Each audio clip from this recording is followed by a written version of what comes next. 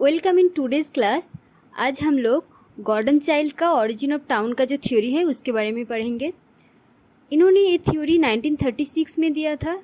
इस वीडियो में हम लोग ये सभी टॉपिक को कवर करेंगे।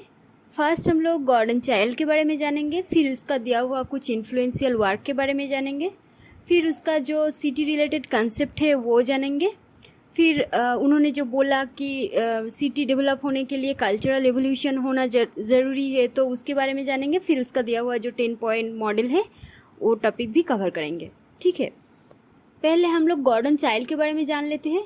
गॉर्डन चाइल्ड जो थे वो एक ऑस्ट्रेलियन आर्कियोलॉजिस्ट थे जिन्होंने यूरोपियन बहुत सारा सिटी के ऊपर रिसर्च किया। फिर उन्होंने ये जो थ्योरी है ये थ्योरी डेवलप किया। इस थ्योरी में उन्होंने दिखाया कि कैसे ह्यूमन सोसाइटी पैलियोलिथिक से neolithic and then urban society में कन्वर्ट हुआ। पहले लोग कैसे केव में रहते थे, फिर जो परमानेंट सेटलमेंट सेटल किया, फिर जाके सिटी का डेवलपमेंट हुआ। तो ये पूरा प्रोसेस के बारे में गॉर्डन चाइल्ड ने उसने अपना थ्योरी में बताया है। तो गॉर्डन चाइल्ड फर्स्ट पर्सन थे जिन्होंने फर्स्ट टाइम अर्बन रिवोल्यूशन जो वर्ड है वो यूज़ किया है, जहाँ पे उन्होंने दिखाया कि कैसे एक एग्रीकल्चरल सोसाइटी अर्बन रिवोल्यूशन के फेज से गुजरते हुए कैसे कम्प्लेक्स सिविलाइज सोसाइटी में कन्वर्ट होता है, इसके बारे में बताया। अब हम लोग उसका दिया हुआ कुछ इन्फ्लुएंशियल वर्क के बारे में जान लेते हैं। ये सभी बुक्स का नाम और वर्क का नाम आप लोगों को याद रखना पड़ेगा क्योंकि एग्ज़ाम पर्पस के लिए ये सभी नाम इम्पॉर्टेंट है। तो फर्स्ट जो उनका दिया हुआ जो वर्क था वो था द दान्यूब इन प्री हिस्ट्री, जो उन्होंने 1929 में दिया था। फिर था द ब्रोंज एज जो 1930 में दिया था। फिर मैन मेक हिमसेल्फ जो 1936 में आया था। फिर what happened in history and the urban revolution. तो यहाँ पे हम लोग जिस थ्योरी के बारे में बात करेंगे वो थ्योरी मैन मेक हिमसेल्फ का जो बुक है वहाँ से लिया हुआ है। ये थ्योरी स्टार्ट करने से पहले हम लोग सिटी के बारे में जान लेते हैं कि सिटी किसे कहते हैं और गॉर्डन चाइल्ड जो थे उन्होंने सिटी का क्या डेफिनेशन दिया है। फर्स्टली उन्होंने बोला कि सिटी का कोई definition hard and code definition नहीं होगा क्योंकि ऐसे कुछ सेंटेंस से और कुछ वर्ड से सिटी को हम लोग डिफाइन नहीं कर सकते। सिटी जो है वो एक रेवोल्यूशन है, वो एक चेंज है from palaeolithic to neolithic and then urban revolution. ये जो रेवोल्यूशन और चेंज है इसका पूरा फेज़ को हम लोग सिटी कहते हैं। ये सभी फेज़ इम्पॉर्टेंट है एक सिटी डेवलपमेंट के लिए। उन्होंने कहा कि सिटी जो है वो एक कम्प्लेक्स मोजाइक ऑफ कल्चर है जहाँ पे हम लोगों का जो कस्टम और बिलीव, हम लोगों का जो रिचुअल, फूड्स जो भी है उस सब को इंक्लूड करके एक कल्चर डेवलप होता है। एंड उस कल्चर का इवोल्यूशन जैसे होता है, उस कल्चर का डेवलपमेंट जितना होता है उसके ऊपर बेस करके सिटी भी डेवलप होता है। As Gordon Childe says city is a complex mosaic of culture.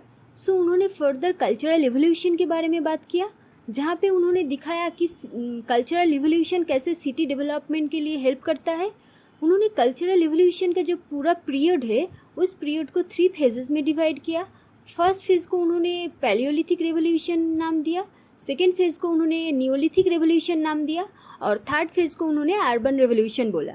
उन्होंने मेनली लास्ट जो 2 फेज़ था Neolithic revolution and urban revolution, उस 2 फेज़ के ऊपर ज़्यादा एम्फेसाइज किया है। उन्होंने ये सभी फेज़ को कुछ सीक्वेंशियल इवेंट से, कल्चरल इवेंट से डिफाइन किया कि कैसे each and every sequential event lead to the further development of culture और कल्चरल एवोल्यूशन। फर्स्ट जो फेज़ है उस फेज़ में उन्होंने बोला कि कैसे प्रिमिटिव जो पीपल थे वो लोग हंटिंग गैदरिंग के ऊपर डिपेंड करके अपना सर्वाइविंग करते थे और वो लोग झुंड में रहते थे। तो ये जो टाइम पीरियड है वो उन्होंने बोला कि इस टाइम पीरियड को उन्होंने पैलियोलिथिक नाम दिया, जो मेनली हम लोग एक्चुअल अगर कंपेयर करें तो स्टोन एज के टाइम पीरियड का जो ह्यूमन का सर्वाइविंग टेक्निक था और लाइफस्टाइल था उसके बारे में वो फर्स्ट फेज़ में उन्होंने बोला। ठीक है, फिर उन्होंने बताया कि कैसे वो जो प्रिमिटिव पीपल थे उन्होंने डोमेस्टिकेशन सीखा और अपना पेट एनिमल रखना सीखा। फिर कैसे उन्होंने ग्रेजुअली एग्रीकल्चरल प्रैक्टिस सीखा और एग्रीकल्चरल के लिए उन्होंने मतलब परमानेंट घर बनाना सीखा और वहाँ पे ही सेटल मतलब रहना स्टार्ट किया। और फिर कैसे फार्मिंग जो थे वो एक्सपेंड कर गया और उसका जो प्रोडक्शन था वो एक्सेसली प्रोड्यूस होना शुरू हुआ। तो ये सभी जो फेज़ थे, ये डोमेस्टिकेशन और एग्रीकल्चर और फार्मिंग एक्सपेंशन का जो फेज़ थे, इन तीनों फेज़ को उन्होंने बताया कि ये तीनों फेज़ न्यूलिथिक रेवोल्यूशन के अंडर में आते हैं।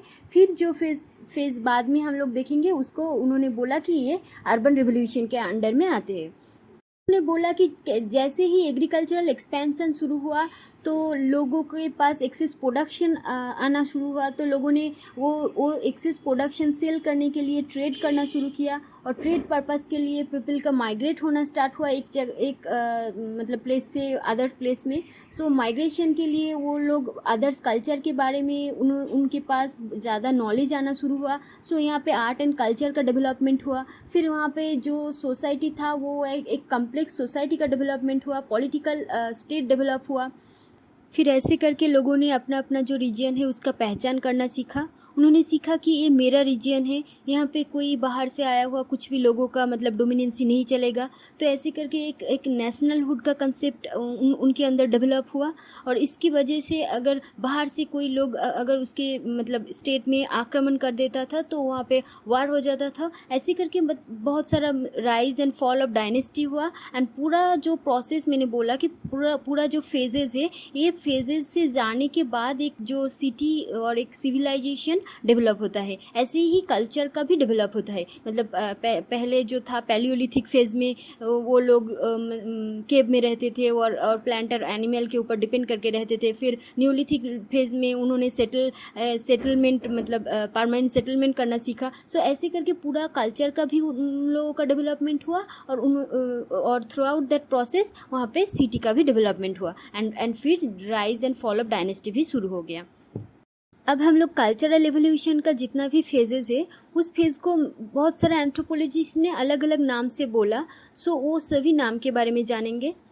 एक्चुअली 19th सेंचुरी में बहुत सारे एंथ्रोपोलॉजिस्ट लाइक हर्बर्ट स्पेंसर और मॉर्गन, बहुत सारे लोगों ने कल्चरल एवोल्यूशन के ऊपर अपना अपना थ्योरी दिया कि कैसे सिटी डेवलप होता है कल्चरल एवोल्यूशन के ऊपर बेस करके। सो वहाँ पे रेवोल्यूशन का जितना भी फेजेस है वो फेज़ को जस्ट लाइक चाइल्ड ने वो फेज़ को थ्री मतलब फेजेस में डिवाइड किया टोटल कल्चरल इवोल्यूशन का पीरियड को। सो मॉर्गन ने भी उसको थ्री फेजेस में डिवाइड किया। सो चाइल्ड ने जिसको पैलियोलिथिक कहा, मॉर्गन ने उसको सेवेगरी कहा। फिर चाइल्ड ने जिसको न्यूलिथिक कहा, उस सेम फेज़ को मॉर्गन ने बार्बरिज्म कहा। और चाइल्ड ने जिसको अर्बन रेवोल्यूशन का नाम दिया, फिर मॉर्गन ने उसको सिविलाइजेशन का नाम दिया। अब हम लोग प्राइमरी स्टेट फॉर्मेशन के बारे में जान लेते हैं। प्राइमरी स्टेट के मतलब प्रिमिटिव जो एनिशियंट सिटी था वो सिटी के बारे में उन्होंने यहाँ पे डिस्कशन किया। उन्होंने मेनली एनिशियंट जितना भी सिविलाइजेशन था वहाँ पे मतलब 7 और 8 सिविलाइजेशन के ऊपर अपना रिसर्च किया और कहा कि कैसे वो सब सिविलाइजेशन मतलब डेवलप किया फेज वाइज। ओके, सो उन्होंने मेसोपोटामियन जो सिविलाइजेशन था और चाइना का और Indus valley civilisation, Egyptian civilisation और Meso American civilisation, Andean civilisation, सो उन्होंने ये सभी सिविलाइजेशन के ऊपर अपना रिसर्च किया और अपना एक ओपिनियन डेवलप किया जिसको हम लोगों ने बाद में 10 पॉइंट मॉडल के बारे में जानेंगे। सो वो 10 पॉइंट मॉडल में उन्होंने बताया कि कैसे एक मतलब सिटी डेवलप हुआ प्राइमरी स्टेज से, मतलब जहाँ पे पहले कुछ नहीं था वहाँ पे कैसे ग्रेजुअली कल्चर डेवलप होता गया और सिटी का डेवलपमेंट होता गया। तो वो सभी फेज़ को उन्होंने 10 पॉइंट मॉडल के अंदर दिखाया है। सो यहाँ पे हम लोग वो 10 पॉइंट मॉडल के बारे में भी जान लेंगे। इस मॉडल में उन्होंने बताया कि कैसे एक प्लेस में पहले लोग परमानेंट सेटलमेंट डेवलप किया, फिर वहाँ का जो सेटलमेंट साइज है वो साइज डेवलप होता गया, इंक्रीज़ करता गया। फिर वहाँ पे जो पीपल है वहाँ पे एक क्लास स्ट्रेटिफाइड सोसाइटी का डेवलप हुआ। क्लास स्ट्रेटिफाइड सोसाइटी मतलब यहाँ पे सोसाइटी का डिवीज़न हो गया काम के ऊपर बेस करके, प्रोफेशन के ऊपर बेस करके। यहाँ पे बहुत सारा स्पेशल प्रोफेशन के ऊपर बेस करके सोसाइटी का डिवीज़न हो गया। लाइक पॉटरी का जो प्रोफेशन है वहाँ पे और कारपेंटर का जो प्रोफेशन है और जो मर्चेंट है और स्पेशल कुछ वर्कर है उसके ऊपर डेवलप करके और बेस करके सोसाइटी का स्ट्रेटिफाइड होना शुरू हुआ। ठीक है। फिर वहाँ पे कंसंट्रेशन ऑफ वेल्थ इंक्रीज़ करना शुरू किया। कंसंट्रेशन ऑफ वेल्थ इसीलिए इंक्रीज़ किया क्योंकि जब जब उस सेक्टर में स्पेशल क्वालिटी का मतलब लेबर इंक्लूड होना शुरू हुआ तो वहाँ पे जो भी प्रोडक्शन मतलब होता तो वो सभी प्रोडक्शन स्पेशल क्वालिटी का बनता, तो वहाँ पे ट्रेड का डेवलप हो गया। फिर उस ट्रेड के वजह से वहाँ पे कंसंट्रेशन ऑफ वेल्थ भी बहुत ज़्यादा इंक्रीज़ कर गया।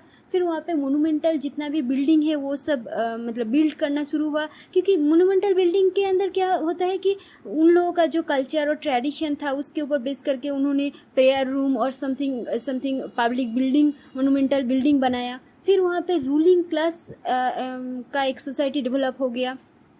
वहाँ पे कुछ स्पेशल जो वहाँ पे जो मतलब मिलिट्री लीडर और प्रीस्ट वगैरह जो लोग थे उनको स्पेशल कुछ फैसिलिटी मिलता था, तो उन्होंने मिलकर एक रूलिंग क्लास बनाया। फिर पीपल के पास बहुत सारा टाइम भी उपलब्ध होना शुरू हुआ, तो जो ह्यूमन थे उन्होंने राइटिंग के ऊपर कंसंट्रेशन करना शुरू किया। पे एलजेब्रा और जियोमेट्री और एरिथमेटिक का फील्ड में भी बहुत सारा डेवलपमेंट आया। फिर आर्ट एंड कल्चर का भी डेवलप हुआ, एक सोफिस्टिकेटेड स्टाइल का मतलब थिंकिंग डेवलप हुआ। सो ऐसे करके बहुत सारा आर्ट एंड कल्चर का भी डेवलप हुआ। फिर जाके फॉरेन ट्रेड होना शुरू हुआ, लॉन्ग डिस्टेंस ट्रेड। मतलब पहले क्या होता था कि नियर बाई प्लेसेस से लोग आते थे यहाँ पे ट्रेड के पर्पस में, लेकिन इस फेज़ में आते आते 9th फेज़ में आते आते ये मतलब स्टेट इतना फ्लरिश कर गया कि यहाँ पे लॉन्ग डिस्टेंस ट्रेड अलग कोई जो सिविलाइजेशन होगा तो उनके संग लॉन्ग डिस्टेंस ट्रेड होना शुरू हो गया। फिर यहाँ पे एक मतलब फुल फ्लेज जो स्टेट जिसको हम लोग कहते हैं वो ऐसे टाइप का एक फुल फ्लेज स्टेट डेवलप हुआ। ओके, सो पहले का जो स्टेट था वो स्टेट किंगशिप के ऊपर डिपेंड करके डेवलप होता था, फिर बाद में जाके वो पीपल के मतलब कंट्रोल में आ गया। हम लोगों का यहाँ पे जो डेमोक्रेटिक सिस्टम है जो पीपल के अंडर आ गया है अभी का जनरेशन में, लेकिन पहले क्या होता था कि वो एक जो स्टेट होता था तो वो किंगशिप के अंडर होता था। ओके, उन्होंने ऐसे ही 10 पॉइंट मॉडल में बहुत सारा फेजेस के बारे में बताया, जहाँ पे उन्होंने बताया कि कैसे एक सिटी डेवलप होता है अर्ली स्टेट में, एनिसेंट स्टेट में, जहाँ पे कुछ नहीं होता था पहले मतलब नल एक प्लेस से कैसे एक करके पूरा सोशल और कल्चरल डेवलपमेंट होता गया और एक कल्चर का भी मतलब डेवलप होता गया और सिटी का भी डेवलप होता गया। तो ऐसे करके उन्होंने पूरा फेज में बताया। अब हम लोग चाइल्ड का ये थ्योरी का इन्फ्लुएंस देख लेते हैं। चाइल्ड का ये जो थ्योरी है ये देने के बाद मिड 20th सेंचुरी में आर्कियोलॉजिस्ट जितना भी थे उनके लिए एक बेस बन गया ये थ्योरी, क्योंकि इसके ऊपर डिपेंड करके बहुत सारा अलग अलग रिसर्च होना शुरू हुआ। फिर ये थ्योरी मतलब चाइल्ड का ये थ्योरी पहला थ्योरी थे जिसके ऊपर बेस करके मतलब अर्ली स्टेट फॉर्मेशन के बारे में उन्होंने जो बताया और उन्होंने जो थिंकिंग दिया उसके ऊपर बेस करके बहुत सारा रिसर्च फर्दर डेवलप हुआ। सो ये था आज का topic. I hope you will understand the topic. If you have any query or question, then you can comment it below. Thank you.